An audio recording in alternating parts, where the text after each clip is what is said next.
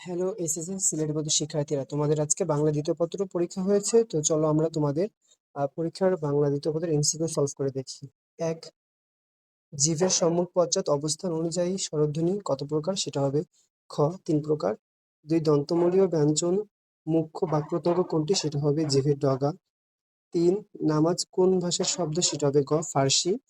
4, এই পুকুরে পানি ঘোলা, এখানে ঘোলা কোন বিশেষণ? সেটা হবে ঘ বিধেয় বিশেষণ। 5, নিঃশ্বাস শব্দের উপসর্গটি কোন অর্থে ব্যবহৃত হয়েছে?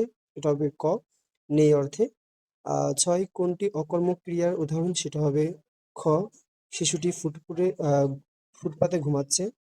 7, উপমিত কর্মধারয় সমস্যার উদাহরণ কোনটি? সেটা হবে ঘ চন্দ্রমুখ।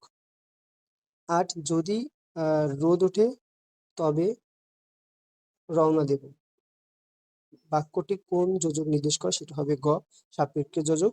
9, নিচের কোনটি সঠিক? সেটা হবে খ খ প্লাস ম। নিচের কোন সমাসে পূর্বপদ ও পরপদের কোনটির অর্থ না বুঝে অন্য পদ বোঝে? সেটা হবে ক বহুব্রীহি সমাস। 11, আহ বাচার্থ শব্দের কোন ধরনের অর্থ প্রকাশ করে? সেটা হবে ঘ মুখ্য। 12, প্রত্যয়যুক্ত হওয়ায় অবজ্ঞা অর্থে ব্যবহৃত হয়েছে কোনটি? সেটা হবে গ চোরা। মরিত মরব বাক্যটিতে কোন ধরনের ক্রিয়া বিশেষণ রয়েছে? সেটা হবে ক পদানু ক্রিয়া বিশেষণ। এরপরে দেখো আমাদের রয়েছে গবাক্য শব্দের ব্যুৎপত্তিগত অর্থ, সেটা হবে খ গরুচোর গরুর চোখ। 15, পদ্য এর সঠিক উচ্চারণ কোনটি? সেটা হবে গ। শব্দের লগ্ন কত ধরনের? সেটা হবে গ 4 ধরনের। বিচ্ছেদ শব্দের বিপরীত শব্দ ক সন্ধি। বুট শব্দের উচ্চারণ এক বা এক প্রায় এক কিন্তু অর্থ আলাদা, সেটা হবে ঘ শব্দজোড়।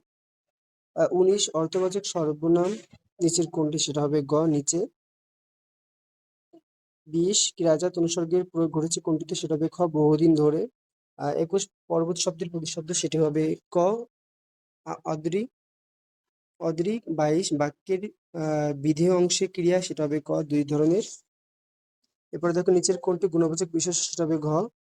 আহ 24, যা দমন করা কষ্টকর, তা হবে খ দুর্দমনীয়। 25, কোনটি পর্তুগিজ শব্দ? সেটা হবে গ আলমারি। 26, অশক্ত বা অশক্ত শব্দজোড় কোন অর্থে ব্যবহৃত? সেটা হবে ক অক্ষম বা নির্লিপ্ত। 27, সুযোগ সন্ধানী অর্থে ব্যবহৃত হয়েছে ঘ তীর্থের কাক। 28, পড়েছি মোগলের হাতে, খানা খেতে হবে সাথে, এটা হবে খ বিপদে পড়ে কাজ করা। 29, আহা বেচারা এত কষ্ট বাক্যটিতে আহা কোন ধরনের আবেগ? সেটা হবে গ করুণা আবেগ। 30, বাক্যের মধ্যে একাধিক শব্দ দিয়ে গঠিত বাক্যাংশকে বলা হয় ক বর্গ। তো প্রিয় শিক্ষার্থী বন্ধুরা, তোমাদের কার কয়টি এমসিকিউ হলো সেটি কমেন্ট বক্সে জানাও এবং নেক্সট কোনো ইনফরমেশনের জন্য চ্যানেলটি সাবস্ক্রাইব করে রাখো।